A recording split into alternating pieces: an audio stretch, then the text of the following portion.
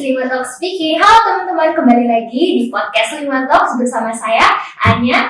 Dan hari ini Lima Talks kedatangan narasumber yang akan memberikan banyak informasi dari salah satu yayasan di FK UNER nih. Kira-kira teman-teman semua di rumah ada yang bisa tebak nggak topik atau tema hari ini? Tapi kayaknya sih ya, teman-teman semua udah pada tahu karena udah bisa lihat dan baca di thumbnail maupun di judul video nih. Nah, teman-teman di sini, aku udah kedatangan narasumber yang pastinya seru banget dan bakal memberikan banyak informasi. Kita langsung sambut aja kali ya. Halo Mas Wahyu, apa kabar? Kabar saya baik, Anya. Gimana kabarnya? Baik juga, alhamdulillah Mas. Nah, teman-teman, meskipun aku udah mengenalkan narasumber hari ini secara singkat, tapi kurang afdol gak sih teman-teman kalau Mas Wahyunya sendiri yang kenalan langsung ke teman-teman sekalian di rumah. Boleh dong Mas, untuk teman-teman, untuk kenalan ke teman-teman yang ada di rumah. Boleh. Halo semuanya, perkenalkan nama saya Wahyu Putro, biasa dipanggil Wahyu. Saya di sini mewakili dari Rumah Sakit Terbuka Erlangga, khususnya di bagian staff, general staff, yaitu yang mengurusi bagian misalkan survei, surat menyurat, terus juga bagian terkait hubungan dengan pihak luar seperti itu. Oke, keren banget dan hebat banget ya narasumber kita Mas Wahyu ini. Nah teman-teman, hari ini kita akan kupas tuntas tentang pelayanan dan kisah-kisah RSTKA. Karena hari ini bakal banyak informasi yang bakal jadi bermanfaat banget buat kita semua. Jadi aku harap teman-teman semua tonton video hari ini sampai selesai. Jadi don't skip this video, oke? Nah, supaya gak tambah lama lagi, langsung aja kita ngobrol dan tanya-tanya langsung ke Mas Wahyu. Oke Mas, aku mau tanya deh, RSTKA tuh apa sih dan tujuannya didirikan RSTKA tuh apa? Karena personally, jujur aku kayak baru dengar ada ternyata ya rumah sakit terapung itu kayak gimana asal-usulnya? Boleh dong Mas dijelasin? Iya, jadi teman-teman Fakultas Kedokteran UNER itu harus bangga karena hanya di UNER itu yang punya rumah sakit berbentuk kapal gitu. Jadi belum ada universitas lain pun yang sudah punya rumah sakit berbentuk kapal. Terus kenapa kapal ini ada, itu awalnya adalah dari keluh kesah dan harapan dari dokter ataupun direktur kami, yaitu Dr. Agus. Jadi beliau dulu waktu menjadi dokter umum di Ambon, di Maluku, beliau berkeinginan merasa bahwa di sini tuh masyarakat kok sangat susah sekali mendapatkan fasilitas kesehatan gitu. Terus akhirnya beliau dulu sampai sewa-sewa kapal karena belum ada rumah sakit ini. Nah, setelah beliau kembali dari Ambon dan akhirnya beliau bertemulah dengan teman beliau yang sudah mungkin lama tidak bertemu. Akhirnya punya ide nih, bagaimana kalau kita patungan bikin kapal gitu. Wow, patungan pakai duit pribadi tuh? Awalnya duit pribadi, tapi kan ternyata waktu itu harganya sangat mahal ya gitu. Yeah. Waktu itu ada kapal yang ditawar dengan harga 600 juta, itu bahkan baru bentuknya aja ya gitu. Wow. Akhirnya adalah terkumpul donasi dan teman-teman dokter akhirnya banyak yang minat untuk ikut gitu. Akhirnya juga dari UNER, Ikatan Alumni UNER waktu itu ada juga ketua alumninya juga ikut, iurannya lumayan banyak, akhirnya bisa terbentuk kapal ini. Oh, berarti sejak kapan tuh Mas adanya di RSTKA mulai beroperasi? Nah, jadi awal idenya itu kan 2016 itu pembentuknya kapal gitu. Itu masih susah itu. Jadi kayak kita masih cari-cari donasi gitu. Bahkan dulu juga ada misalkan mahasiswa FK yang ikut nyumbang, itu juga ada gitu. Nah, tahun 2017 itu mulai dari awal kita berlayar, kita waktu itu ke Bawean. Nah, setelah dari Bawean itu kita mulai menyusun agenda-agenda kita ke beberapa pulau yang ada di Indonesia. Berarti startnya itu dari mulai 2017 ya? Dari 17. Ke pulau-pulau terpencilnya pun juga ke 2017? 17, jadi kita dari 17 sampai sekarang juga masih kita mengunjungi pulau-pulau yang emang sangat membutuhkan. Gitu. Kalau boleh tahu Mas, jenis-jenis pelayanan yang diberikan selama perjalanan tuh apa tuh Mas? Nah, jadi pelayanan kita tuh emang lebih ke spesialistik ya, jadi gitu karena kita rasakan memang kalau pelayanan umum kadang juga sudah ada gitu. Tapi kalau spesialistik kan memang sangat susah gitu. Seperti contohnya waktu itu kita di Sulawesi, mereka kalau misalkan mau mau berkunjung ataupun mau rujuk pasien gitu, mereka butuh 20 jam untuk melakukan rujukan itu. Dan itu kan membahayakan selain untuk pasiennya juga untuk untuk keluarga pasien kan. Betul. Gitu. Terus akhirnya banyak juga yang akhirnya dokter spesialis yang kita datangkan. Itu kebanyakan emang dari Dokter Sutomo, PPDS ataupun juga staff juga datang dari Dokter Sutomo. Terus kita juga punya program yang kita datangkan, misalkan penyakit jantung bawaan itu kan kadang kita nggak punya alat ekokardiografi gitu kan di rumah sakit, bahkan rumah sakit di kabupaten pun belum tentu punya gitu. Akhirnya kita bawa pakai kapal itu. Terus spesialis mata kita bawakan dokter-dokter mata dari Surabaya ataupun dari dokter mata Unhas kemarin juga ada gitu. Mereka datang ke sana untuk melakukan operasi mata, katarak dan pterygium. Berarti ya Mas, bukan kontribusinya itu bukan dari UNER doang ya? Bukan, jadi kapal ini tuh milik seluruh masyarakat Indonesia gitu. Oh, cuman pusat yayasannya di FK UNER ini? Pusat yayasannya adalah Ikatan Alumni UNER. Oh gitu. Terus mau tanya-tanya juga Mas, pulau-pulau mana aja yang udah dikunjungin sejak awal berdiri? Nah, kita tuh sudah ke 101 pulau di Indonesia, 11 titik lokasi pulau di Indonesia. Dan kita tuh sudah paling jauh sudah sampai Maluku, NTT gitu. Itu kira-kira lama perjalanannya kayak berapa lama tuh Mas? Nah, jadi kita itu start setelah Lebaran atau sekitar bulan April, Mei gitu, sampai di bulan Desember itu karena ombak yang waktu itu udah mulai besar gitu, kita biasanya udah balik ke Surabaya gitu. Nah, perjalanannya itu kita per pulau itu kurang lebih di satu pulau bisa sampai 7 hari. Oh, berarti berlayarnya itu ada musim seminya gitu ya? Ya, jadi ada musim barat, musim timur gitu. Jadi kita melihat mana yang sepertinya itu aman. Karena kadang itu misalkan kita waktu mau operasi, kalau misalkan waktu goncangannya besar juga itu sangat susah bagi kita. Betul, bahaya juga ya malah. Terus ini Mas, mau tanya tentang fasilitasnya nih. Berapa jumlah tempat tidur yang tersedia di RSTKA buat pasien? Terus kalau seperti hiburan televisi atau bagaimana hiburan yang disediakan untuk para pasien dan tenaga medis lainnya? Nah, jadi kalau untuk rumah sakit kita ini mungkin agak sedikit berbeda gitu. Jadi kalau kita itu tidak mempunyai rawat inap. Nah, jadi kita itu hanya menyediakan 3 OK, 2 OK mayor dan 1 OK minor gitu. Jadi kalau misalkan ada operasi besar bisa dilakukan di OK mayor di bawah, kalau operasi minor itu dilakukan di dek kedua gitu. Tapi kita juga di dalam kapal kita juga ada ruang kedokteran gigi. Nah, terus kita juga lengkap fasilitas kita, tapi fasilitas untuk untuk timnya kita ya. Jadi kita juga ada semacam mesin cuci seperti itu. Terus kita itu juga, ya ini yang berbeda adalah tempat tidur ya. Tempat tidur ya. Nah, jadi kalau kapal kita ini kan kadang yang ikut itu 20 orang seperti itu.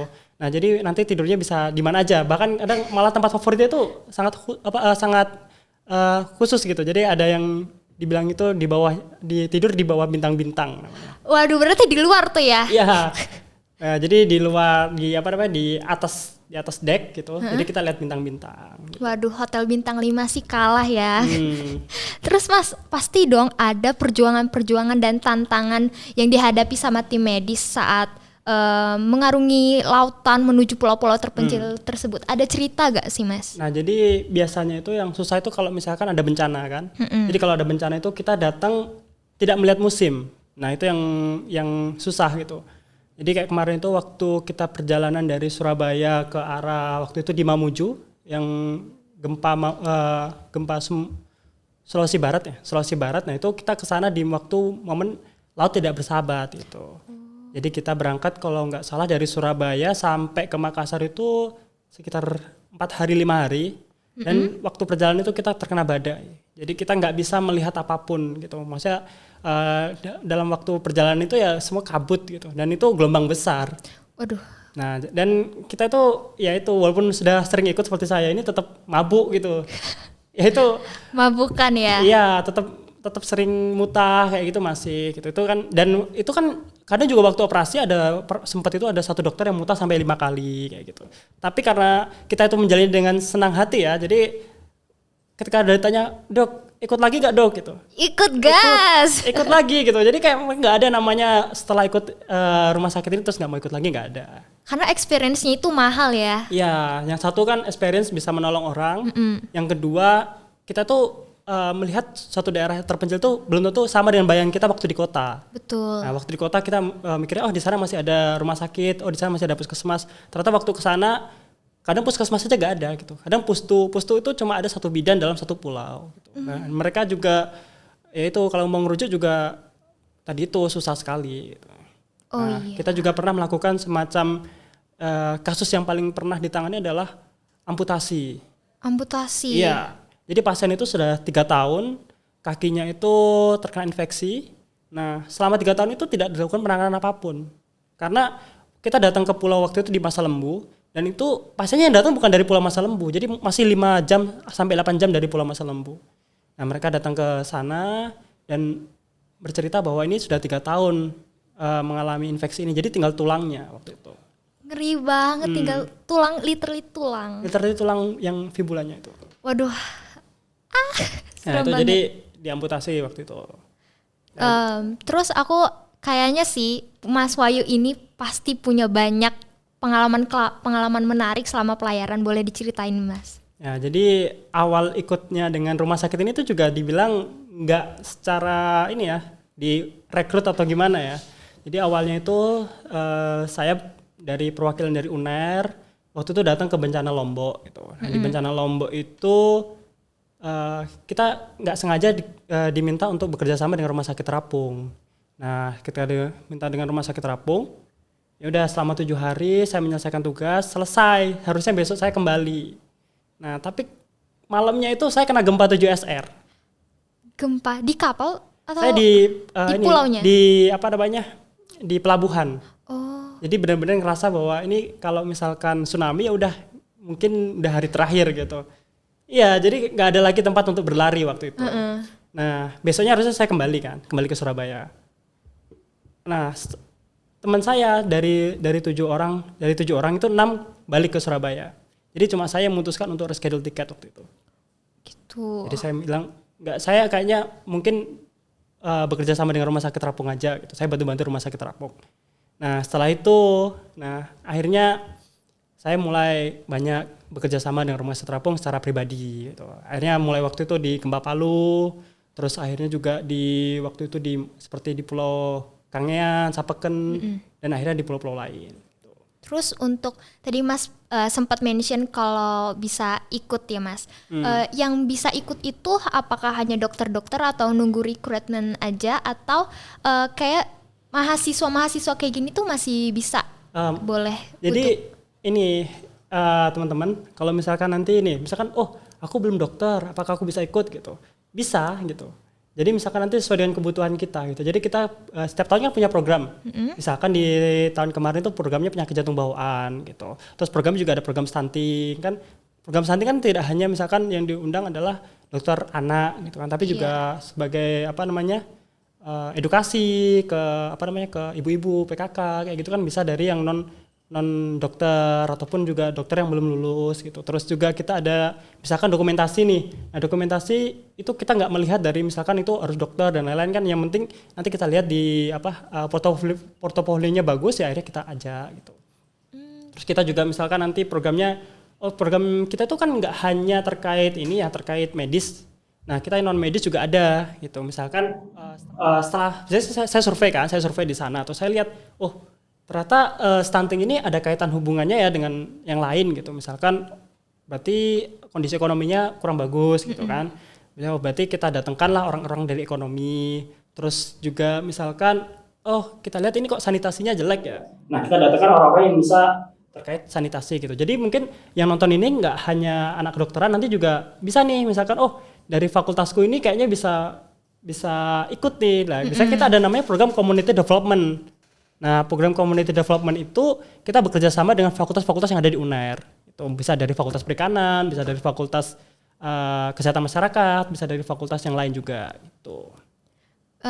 Terus untuk kayak penerimaannya itu biasanya di bulan apa tuh Mas? Nah, nanti teman-teman itu harus stay tune ya, harus follow Instagramnya Rumah Sakit Terapung gitu. Instagramnya adalah RST Ksatria Erlangga. Nanti di follow, terus nanti dilihat itu ada info-info terkait kapan sih ada oprek gitu. Jadi misalkan ditanya, padahal ada nih yang DM saya sendiri gitu kan. Nggak seru lah kalau misalkan saya kasih tahu sekarang. Jadi nanti lihat di Instagramnya aja. Gitu. Jadi stay tune aja ya teman-teman. Terus mau tanya-tanya juga nih Mas, inovasi dan terobosan yang dilakuin sama RSTKA buat mengoptimalkan keterbatasan sumber daya dalam memberikan layanan ke pasien itu kayak gimana? Nah, inovasi kita itu tadi misalkan biasanya saya datang dulu survei kan, survei saya lihat di sana, terus di sana ternyata itu cuma adanya itu puskesmas ataupun pustu gitu. Nah, inovasi dari kita adalah kita tidak akan mengganggu apa pelayanan yang udah ada di sana gitu. Misalkan pelayanan umum kan udah ada, misalkan udah ada puskesmas. Nah, kita bawakanlah dokter itu spesialis gitu kan. Misalkan itu untuk pelayanan spesialistik ya. Terus tadi misalkan terkait stunting di sini tuh tinggi. Terus kita tanya di daerah sana mungkin apa Bu? Oh ya ini pernikahan di sini tuh orang-orang nikahnya muda-muda gitu kan. Misalkan 18 tahun di bawah 18 tahun udah menikah gitu. Nah, kita bantu untuk gimana caranya pernikahan dini itu berkurang gitu. Nah itu jadi kita lebih ke pendekatan ke masyarakat itu semakin bagus semakin baik gitu. Nah terus misalkan juga stunting tadi kan, stunting terkait ekonomi dan juga kita kemarin itu di tahun kemarin kita bantu peternakan. Wow. Nah itu kan out of the box ya, jadi kayak bukan dari dunia medis ya. Jadi saya sampai belajar waktu itu ke Blitar untuk melakukan peternakan ayam kampung. Nah jadi kita buat untuk proteinnya tuh terjaga untuk ibu hamil, terus untuk misalkan nanti calon-calon ibu juga gitu. Jadi misalkan masyarakat yang merasa kok ekonominya kurang bisa mengambil ayam dari situ. Dan mungkin nanti telurnya juga bisa dibagikan kepada anak stunting. Kayaknya masih banyak nih cerita-cerita yang punya sama Mas Wahyu. Aku mau ngulik-ngulik lagi nih Mas. Kayak ceritain dong Mas tentang kayak cerita-cerita yang bisa memotivasi atau yang inspiratif tentang selama pelayanan RSTKA tuh, atau pernah ketemu kasus apa atau kayak gimana Mas? Kalau ketemu kasusnya yang pasti itu kebanyakan kasus-kasus yang SC kayak gitu ya. Jadi kayak misalkan bayi yang harusnya lahir di rumah sakit tapi waktu itu di pulau gitu. Nah sempet itu datang bayi udah 3 tahun, anak kecil ya, udah 5 tahun, 5 tahun atau 3 tahun nggak salah, masih bayi 3 tahun, balita 3 tahun, datang sama ibunya ke kita gitu. Loh ada apa ini gitu kan, saya iya ini mau minta surat keterangan lahir gitu. Loh berarti kan ini anak ini ada sesuatu dengan kita gitu kan. Ternyata anak itu yang pernah lahir di kita gitu. Jadi dipertemukan lagi ya? Iya, jadi ibunya itu minta surat keterangan lahir itu siapa tahu nanti ketika daftar di FK UNER atau daftar di UNER itu bisa keterima gitu. Gitu. Iya, jadi ada nama universitas ada nama Satria Erlangganya gitu. Oh, namanya Satria Erlangga. Lucu juga ya. Ya, terus yang kedua itu mungkin buat teman-teman yang mungkin mahasiswa kedokteran itu sangat cocok banget untuk ikut RSTKA. Kenapa tuh Mas? Nah, karena di kita tuh tidak hanya untuk menolong orang, tapi juga banyak media untuk belajar pastinya. Betul, kayak apa ya, koas-koas kecil-kecilan lah ya. Gitu, misalkan belajar untuk komunikasi di masyarakat, belajar terkait misalkan apa ilmu yang kurang, karena kita kan didampingi oleh spesialis kan, itu jadi lebih banyak ilmunya yang bisa masuk. Terus menemukan kasus-kasus yang mungkin tidak ditemukan di Surabaya. Terus yang keempat mungkin juga skill-skill yang kurang waktu mungkin setelah koas akhirnya bisa dilakukan ketika di rumah sakit misalkan menjahit gitu dan lain-lain. Gitu ternyata masih banyak yang belum kita ketahui dan sekarang kita tahu nih teman-teman. Nah, aku juga mau tanya nih Mas, sejauh mana efektivitas model layanan kesehatan terapung RSTKA dibandingkan pendekatan konvensional dalam mengatasi keterbatasan infrastruktur dan sumber daya manusia medis di kepulauan? Nah, untuk menjawab pertanyaan itu sepertinya masih butuh banyak banget kapal rumah sakit terapung. Bukan hanya dari kita ya, karena di Indonesia itu kan yang secara yayasan di luar dari negara itu hanya ada 2 atau 3 gitu kalau nggak salah. Nah dari Dr. Share yang di Jakarta dan kita gitu. Di lainnya kan emang ada kapal-kapal besar seperti kapal punya TNI itu ada. Tapi kan itu seperti itu kan untuk dilakukan di pulau itu butuh biaya yang sangat besar gitu. Betul. Nah jadi kapal kita itu emang sangat ekonomis gitu kan. Dan misalkan kalau kita bangun rumah sakit di sana juga kadang juga dipikir-pikir karena pulau di Indonesia itu sangat banyak gitu.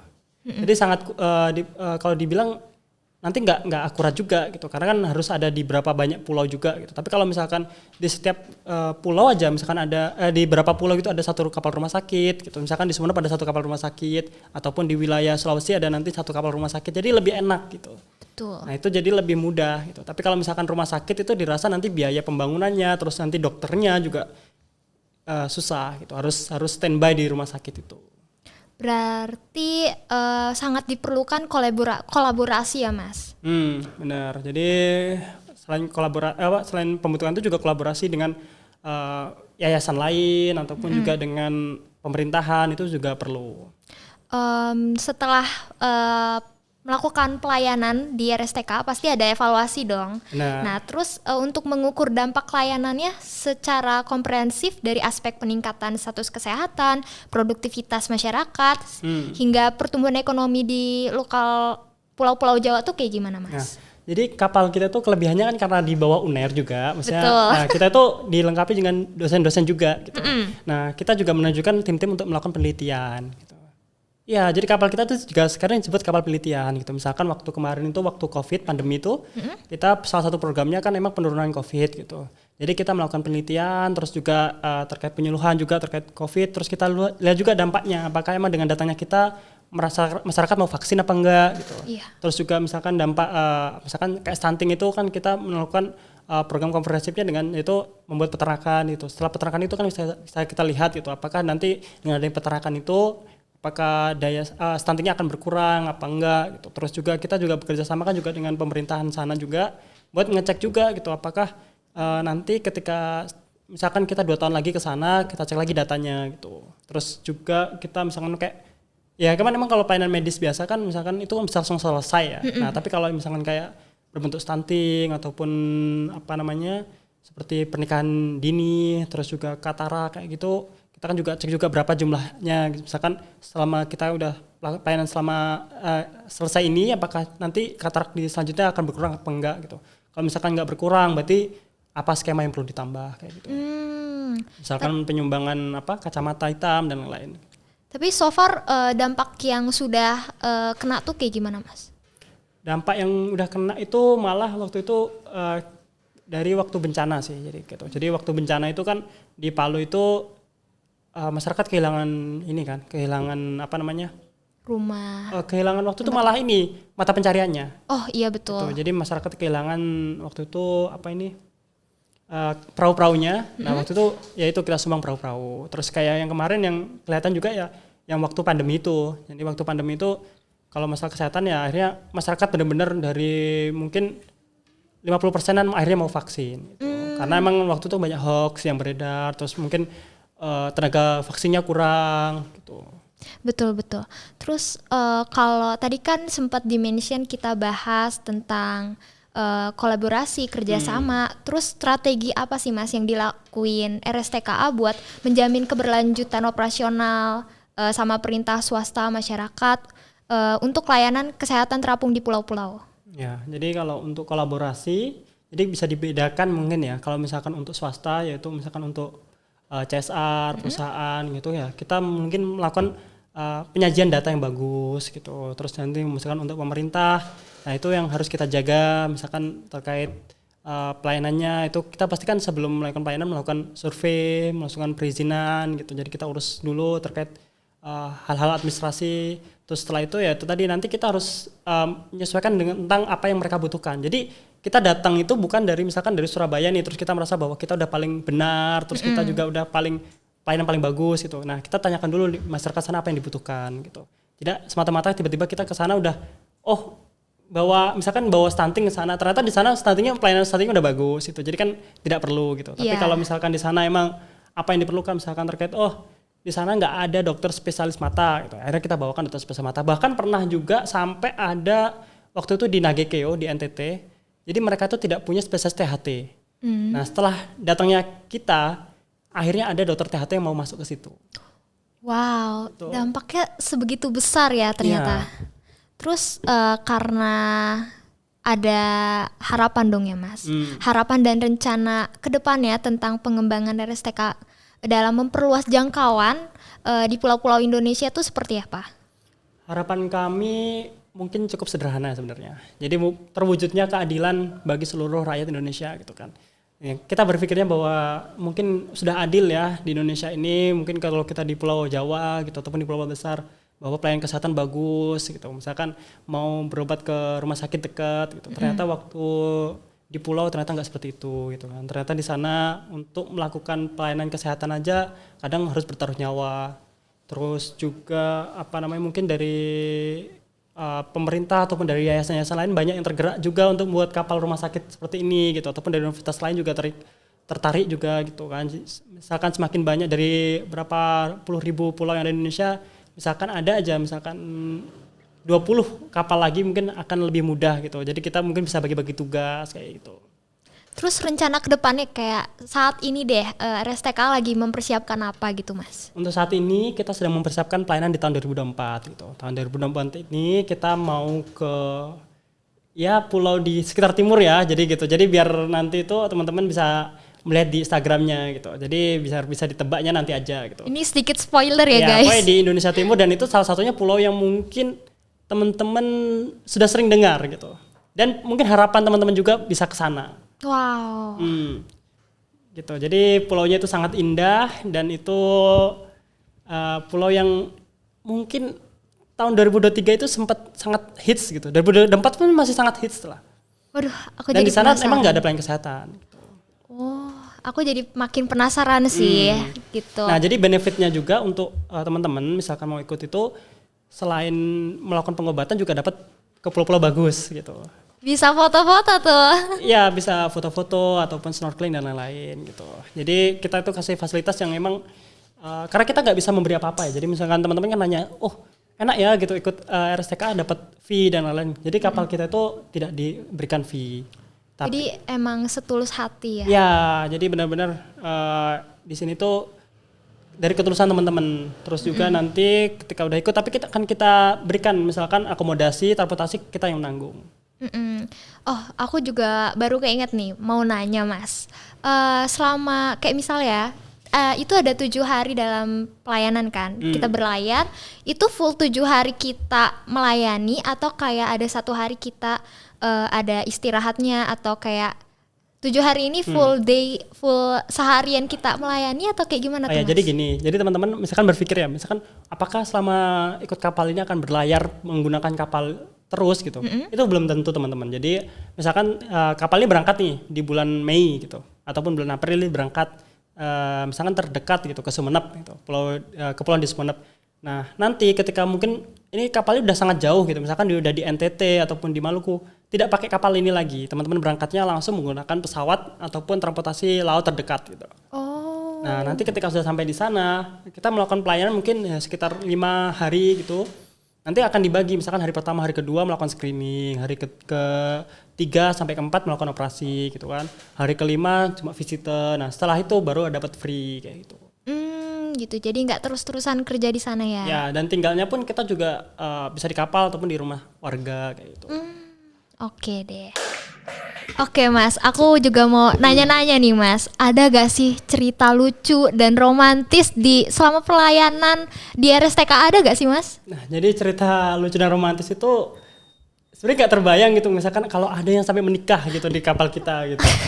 Iya. Gimana tuh? Jadi waktu 2021 mungkin ya, 2021 itu ada dokter dari, mereka itu sebenarnya satu angkatan di UNER juga. Nah mereka tuh nggak sengaja Cinlok maksudnya ketemu di RSTK. Jadi setelah 5 bulan setelah itu mereka menikah. Hah? Dalam waktu 5 bulan melayani, Iya. terus 5 bulan kemudian? Iya, jadi sebenarnya tapi yang itu udah 2 kali. Yang pertama itu juga pernah ada dokter yang pernah menikah juga, tapi waktu itu bukan sama dokter gitu. Tapi itu saya belum ikut gitu. Jadi yang ini sudah pernah ikut. Jadi cerita romantisnya seperti itu. Oke Mas, aku juga penasaran sih Mas. Kan ini pasti waktunya lama banget kan. Masa iya nggak ada cerita-cerita lucu atau romantis yang lucu-lucu, gemes-gemes gitu Mas? Boleh dong Mas diceritain? Jadi ini dari cerita orang dulu ya. Oke, boleh. Jadi baru cerita saya gitu ya. Jadi kalau cerita orang itu pernah dari waktu ikut itu dua dokter yang satu angkatan sebenarnya di UNER ini. mereka itu awalnya mungkin teman biasa waktu di UNER gitu, waktu di FK UNER, jadi mereka kayak gak ada rasa gitu. Mungkin waktu melayani dengan hati yang sama ya, hati yang tulus, dan mereka tuh merasa cocok gitu. Akhirnya pulang dari situ sekitar mungkin 5 bulan atau 6 bulan itu mereka menikah. Tuh. Ada yang nyantol juga ya ternyata. Jadi udah 2 kali gitu yang sampai 2 menikah. kali. Ya kalau mungkin misalkan melakukan PDKT dan lain-lain itu saya nggak tahu gitu kan. Dan mungkin kalau dari cerita saya sendiri, saya juga mengalami itu. Waduh. Jadi, Mas cinlok juga ta? Ya, tapi cinloknya ini berbeda. Jadi ini sebenarnya lucu. Jadi awalnya itu saya nggak kenal kan ini dokter siapa gitu kan. Jadi beliau itu lagi di NTT, isi di NTT, terus menawarkan bantuan ke Instagram RSTKA. Jadi saya juga nggak tahu karena yang menerima Instagram juga bukan saya kan. Gitu. Jadi menerima Instagram, terus ketika diberitahu misalkan ini ada dokter nih yang mau bantu gitu. Terus aku tanya, oh ya udah gitu, beneran nih aku berangkat sendiri waktu itu ke NTT gitu. Nah ketika udah sampai di NTT, ketemu dengan dokternya gitu. Wah ternyata masih muda. Waduh, ya, bahaya nih. Kan, biasanya hubungan itu sama dokter yang udah tua gitu kan. Gitu. Ya udah setelah itu kita dekat itu. Nah setelah pulang dari survei itu, akhirnya saya udah lebih dekat. Jadi enggak Mas? Alhamdulillah. Gitu. Oh alhamdulillah jadi. Jadi kami nggak tahu ya kedepannya seperti apa. Gitu. Semoga yang terbaik lah. Baik, berarti banyak ya kisah-kisah cinlok di RSTKA. Ya, jadi misalkan nanti teman-teman mungkin yang jomblo-jomblo itu juga bisa ikut RSTKA, siapa tahu nanti bertemu jodohnya di sana. Betul. Terus Mas, kalau cerita lucu kocaknya kayak gimana tuh Mas? Boleh diceritain? Cerita kocak itu lebih ke waktu itu sebenarnya ini cerita yang agak menakutkan gitu. Jadi waktu itu kan misalkan waktu saya tidur di kapal gitu. Tapi posisi gelombang tinggi ternyata. Tiba-tiba sekitar 1 jam itu ada gelombang tinggi. Nah, mau nggak mau ya udah saya dan teman saya itu harus turun. Nah, saya nggak tahu mau tidur di mana. Jadi saya tidur di lobi hotel. Loh, kan di pulau kecil Mas. Iya, tapi di situ ada kayak hotel losmen gitu. Oh. Jadi dan itu kayak nggak tahu gitu kan, otomatis hotelnya udah tutup kan. Iya. Ya udah saya tidur di situ sama teman saya di lobinya. Di lobi tuh bayar apa enggak tuh Mas? Enggak lah, kan di lobi. Soalnya kan udah malam, tengah malam gitu. Terus juga kita kayak di pulau-pulau kecil juga kadang itu saya nggak pernah expect gitu. Karena di Google aja nggak bisa ditanya gitu kan. Misalkan kalau di Google, oh misalkan mau naik ke sini, bisalah kita di Traveloka gitu. Nah waktu di pulau itu kita nggak menemukan itu. Saya waktu berangkat sendiri saya nggak menemukan itu. Jadi harus naik bis yang waktu itu mungkin ditumpangi oleh puluhan orang ya. Jadi benar-benar ada yang naik di atas bis, terus ada juga yang di belakang bis. Bahkan saya juga ditimbun dengan karung-karung. Jadi benar-benar naik bis itu sangat susah waktu itu. Jadi kayak saya merasa di tahun 70-an. Betul, itu vibes-nya 70-an banget sih. Aku juga penasaran nih Mas, ada cerita-cerita horor gak selama pelayanan? Kalau horor itu kita belum pernah nemu ya, tapi lebih ke mungkin lebih ke pulau yang horor. Oh, ada pulau horor, pernah datang? Jadi kalau misalkan teman pernah dengar yang tadi Pulau Masa Lembu itu? Iya. Itu pulau yang disebut tiga samudra. Ya apa namanya? Segitiga bermudanya Indonesia. Jadi dulu kan pernah ada kapal yang Tampomas tahun 70-an itu pernah tenggelam di sana. Gitu. Jadi sekitar mungkin 1000-an orang ya waktu itu meninggal ya. Terus juga ada yang katanya ADMR pernah jatuh di sana, sekitar sana kan waktu itu. Dan memang waktu saya lihat sendiri tuh banyak kapal yang terbalik. Oh, masih ada bangkai kapalnya? Maksudnya ada juga gitu, maksudnya bukan kapal Tampomas itu ya, tapi lebih kapal yang lain gitu. Dan emang gelombang di sana sangat tinggi gitu. Jadi waktu saya tanya warga sekitar, kenapa Pak, di sini kok banyak kapal yang terbalik gitu. Mereka katanya nahkodanya dibilang pulaunya itu masih jauh gitu. Ternyata mereka menabrak karang di situ. Dan itu bukan satu aja ya gitu, tapi udah puluhan kapal yang di sana yang entah terbakar, entah terbalik gitu. Di sekitar segitiga bermuda Indonesia namanya. Terus juga misalkan cerita lucu juga, sebenarnya lucu dan horor gitu. Jadi lebih ke di daerah NTT itu kan daerah adat gitu kan. Jadi kita harus menghormati adat di sana gitu. Nah, kita juga belajar juga tentang adat-adat yang ada di sana itu. Nah, itu ceritanya itu kayak misalkan kita nggak sengaja menginjak batu gitu kan, itu kan juga ada dendanya kayak gitu. Nah denda? Jadi misalkan kalau teman-teman mau wisata adat itu nggak harus ke daerah yang di Papua kayak gitu, bahkan di NTT pun juga bisa gitu. Jadi benar-benar kayak kita tuh harus hati-hati gitu. Nah itu yang kita pelajari. Jadi kayak wisata bukan hanya kita pelayanan, juga kita mempelajari tentang wisata dan adat yang ada di sana kayak gitu. Mau tanya juga Mas, bisa sharing-sharing nggak kayak mitos fakta yang ada di pulau-pulau tersebut gitu Mas? Mitos fakta ya? Ya lebih ke adat-adat tadi ya? Ya lebih ke adat-adat itu, dan mungkin juga lebih ke ini sih menurutku, kita di Jawa Timur itu biasanya kan orang mikir wah Jawa Timur ini udah pulaunya udah apa, misalkan pulaunya bagus-bagus dan juga misalkan semua fasilitasnya udah lengkap gitu. Nah kalau teman mau ini, ada juga pulau namanya Pulau Sapeken. Itu masih di Jawa Timur juga, itu ternyata masuk pulau yang terpadat nomor 2 di Indonesia. Dan itu benar-benar sulit, misalnya kayak saya merasa benar-benar kayak hidup di pulau yang di daerah yang sangat padat gitu. Bahkan kita mau lewat aja harus klakson gitu, biar nggak ada terjadi tabrakan, karena saya udah melihat sendiri adanya tabrakan gitu.